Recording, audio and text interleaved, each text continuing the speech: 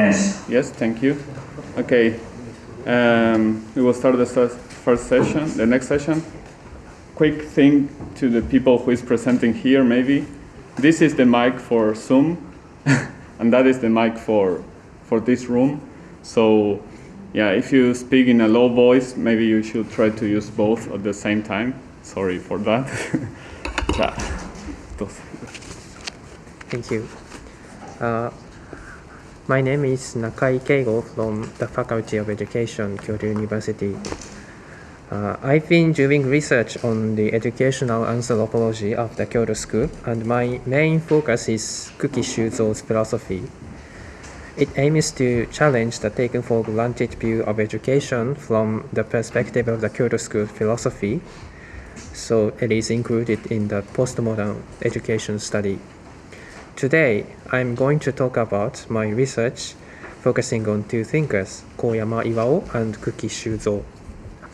But before that, I shall emphasize this kind of research may provide a concrete vision of the Kyoto School's some esoteric philosophy, especially Nishida's logic of Basho. In the book Nishida's Philosophy and Dewey's Philosophy, Ueda Seiji, a Japanese scholar of pragmatism, explored an intersection of Nishida and Dewey. Dewey is one of the most well-known and pivotal figures for the philosophy of education. Ueda says, if we were to formulate a philosophy of education as one structure of Nishida's philosophy, it would inevitably have a character of Dewey-one philosophy of education. But why? According to Ueda, two thinkers shares the idea of historical life, 歴史的生命. In Dewey, the essence of this historical life lies in human thinking. Thinking is the front line of the historical progression, and it is creative in the sense of the dialectical development.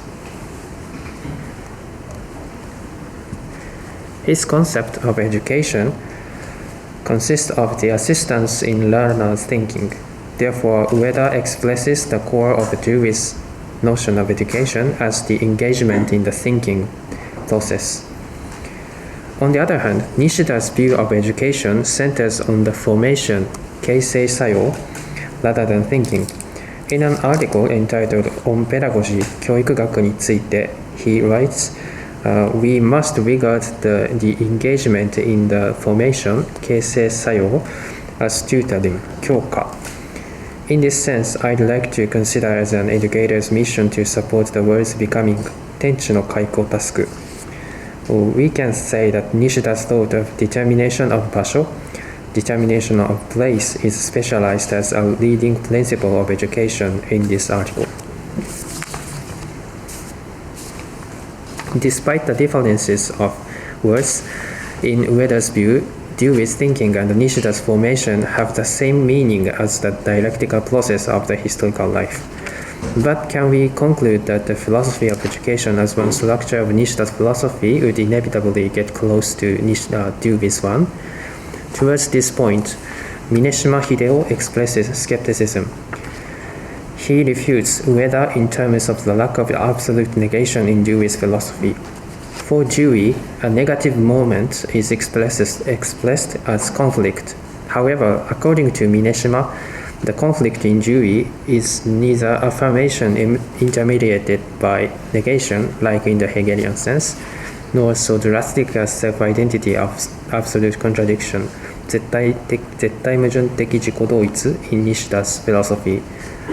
In Dewey's case, it seems that contradictory things would fortunately achieve harmony at last. Therefore, it is not affirmation as the absolute conversion of negation. Mineshima's critique underlines that Deweyan negativity differs from that of Nishida. Even if so, should we conclude that Ueda's endeavor to juxtapose Nishida and Dewey ended up being failure? So our problem here is how we can bridge these two thinkers, namely the pioneer of the Kyoto School and the most influential thinker in the field of education. I suppose that these two lines of thought can stimulate each other. Education will help the Kyoto School to concretize or democratize their philosophy, and in turn, the Kyoto School philosophy will provide a strong and novel explanatory model for education. Not limited to Dewey's case, many educational thinkers or contemporary educational scientists seem not to hesitate to use terms related to continuity, unlike contemporary philosophers. Therefore, there seems to lack absolute or drastic negativity that denies identity or self, compared to the case of the Kyoto School philosophy. Yet what matters here is not to abandon the possible intersection of philosophy and pedagogical studies, but to polish the concept of negativity of the experience. Actually, the concept of negativity appears to glimmer in the realm of philosophy of education recently. I believe Japanese philosophy, especially the Kyoto School philosophy, can greatly contribute to this problem. In my presentation today, I will not go deeply into Dewey because I'm not an expert on Dewey, but I'd like to provide a framework for the Kyoto School's pedagogy or educational sciences. First, I shall examine Koyama Iwao's philosophy of education. Koyama Iwao was one of the brightest students under Nishida Kitaro and Tanabe Hajime, and he organized his original logic of identity in antiphony, Kōteki Doitsu, through critically succeeding to Nishida's logic of place and Tanabe's dialectic of absolute mediation. Actually, Koyama's logic of identity in antiphony was formed by Dewey's logical theory, as if it testifies to Ueda Sage's statement quoted in the outset. The origin of Koyama's logic is founded as the theory of unity of universe and human, Tenjin Goitsu, in an article, Geographical Character and History and Historical Character of Geography. In this article, Koyama suggests that history can be considered only upon the inactive unification, koiteki sogo, of historicity, temporality, or spontaneity of spirit, and geography, or spatiality and natural conditions. After he criticizes two positions of historical study, that is geographical determinism and geographical possibilism, then he amplifies his own more positive principle of history as the unity of universe and human. This principle is named the correspondence in antiphony, Kōteki Gachi, of the geographical environment and the spontaneous spirit of a subject. According to him, this principle is the most fundamental principle of the reality.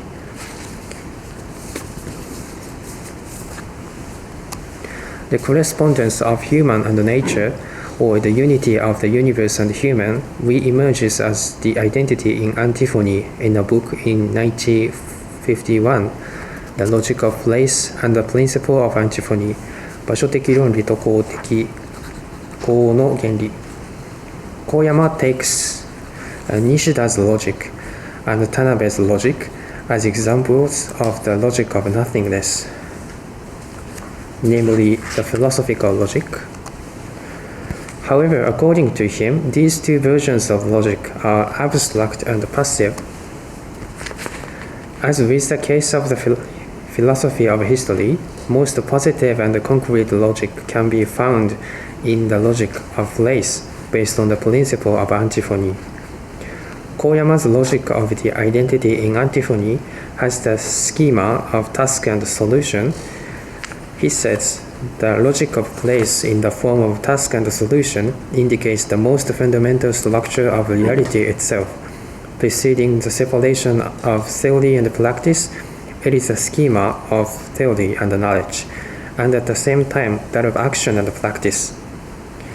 Koyama underlines task and solution have an inseparable relationship. In other words, there is no response without what is called, and there is no call without what responds.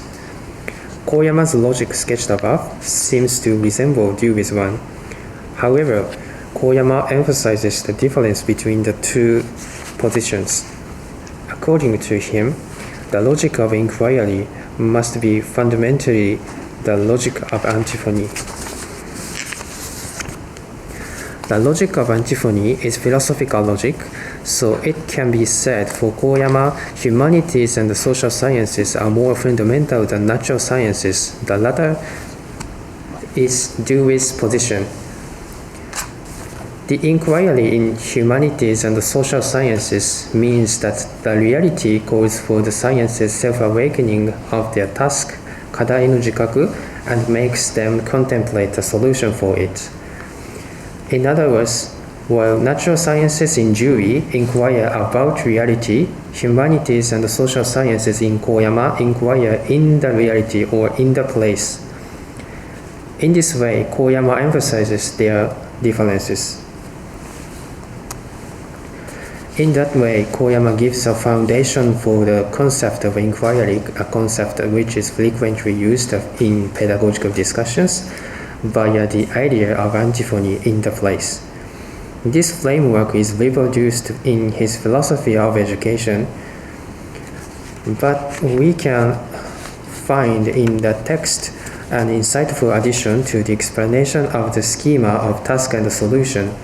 Koyama says as follows: we cannot arbitrarily generate the task. The task imposed on us at present is given by the past, and is not to be altered. So to speak, it is fateful, unmeiteki. The relationship of task and solution is of antiphony, so the task itself demands the solution. Therefore, the task is not merely of the past, but it calls for the solution, namely invokes the solution. Koyama expresses this inevitable engagement in the solution of the task as fate, unmei. In my view, this fate indicates the negation of the negation of the stable subject. This negation is the driving force of learning, and the guidance and coordination of it is the mission of educators. Such a negation is originated from Basho, since the inquiry or the schema of task and solution is interpreted through the idea of Basho in difference of subject and object. Learners can be negated by otherness. So in Koyama's philosophy of education, Nishida's opinion cited at the outset is concretized as the support of self-awakening of one's task with self-negation in the place.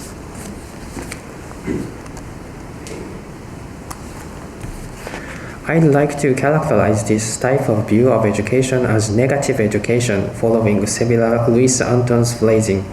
According to Sevilla, the theory of negative education considers that the human being becomes most human through a negative movement of subtraction by letting go of self.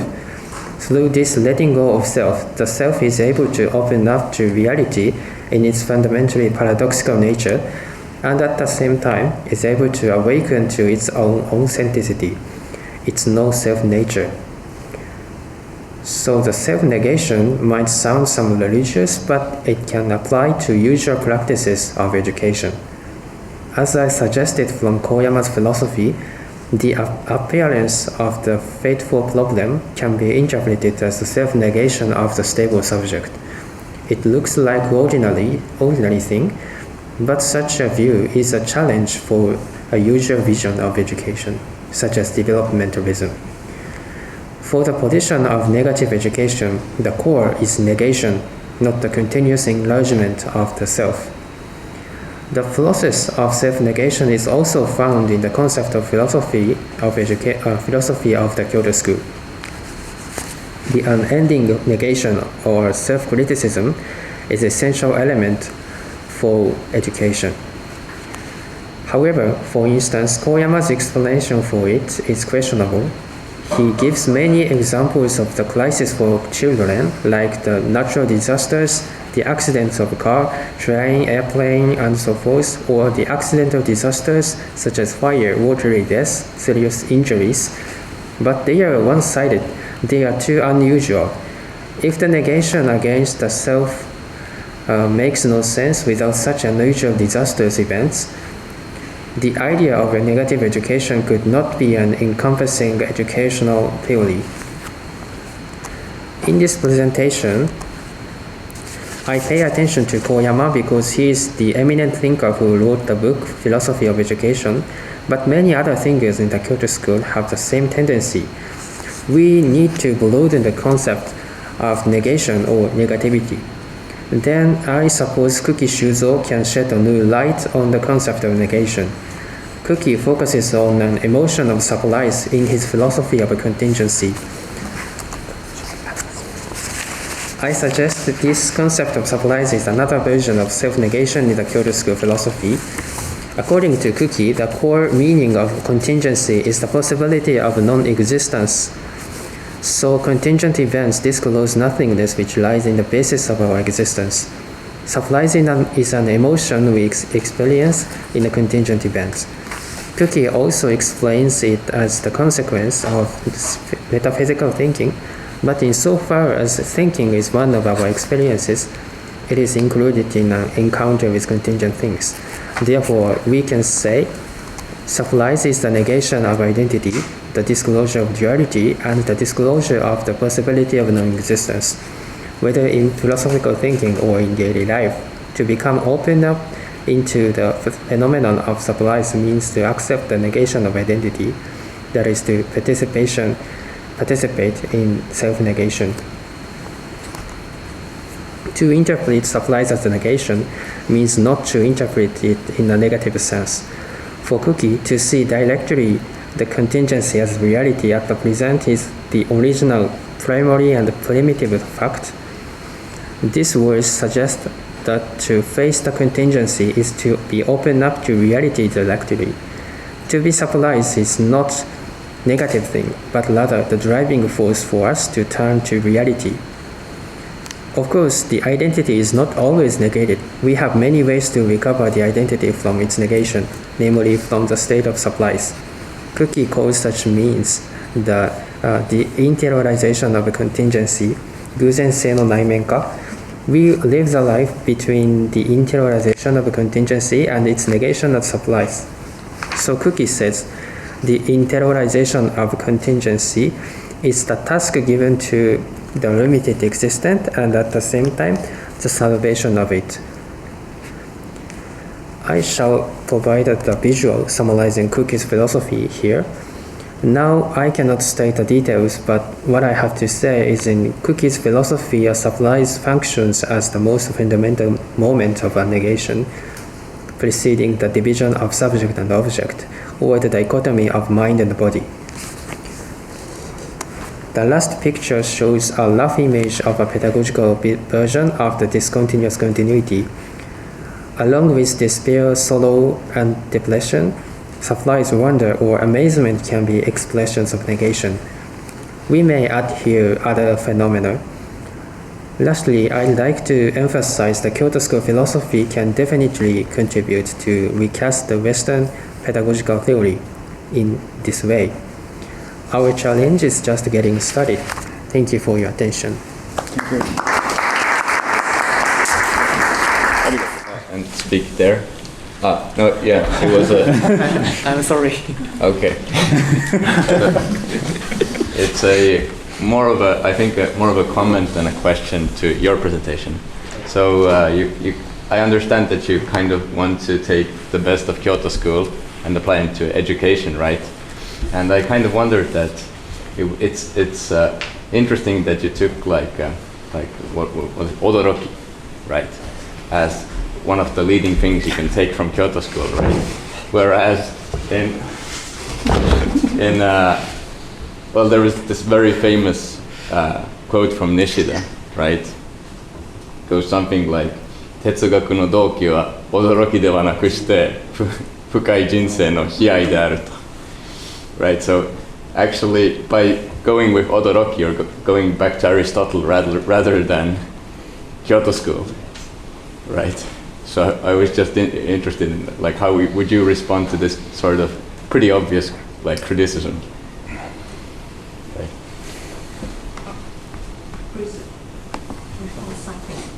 Oh. Okay, thank you for your question. Yes, actually, I also pay attention to Nishida's Nishida's opinion about the deep sorrows of life. Yes, Nichido philosophy has deep sorrow. But I feel the negation or self-contradiction, self-negation should be expressed in each stages in life in different ways. So deep sorrow is also one of them, but surprise is also one of them. So like I imagine the children's life. So children will not feel deep sorrow for the antinomy of reason. Okay. So I feel the Kyoto school only look into the adults' life. So they dismiss children or elderly people. So I want to broaden their fruitful discussion about negation by using term surprise or wonder. Okay, so you're not so much like taking ideas from Kyoto school and applying them to education, but rather taking ideas from education and applying them to Kyoto school. Okay, thank you. Thank you.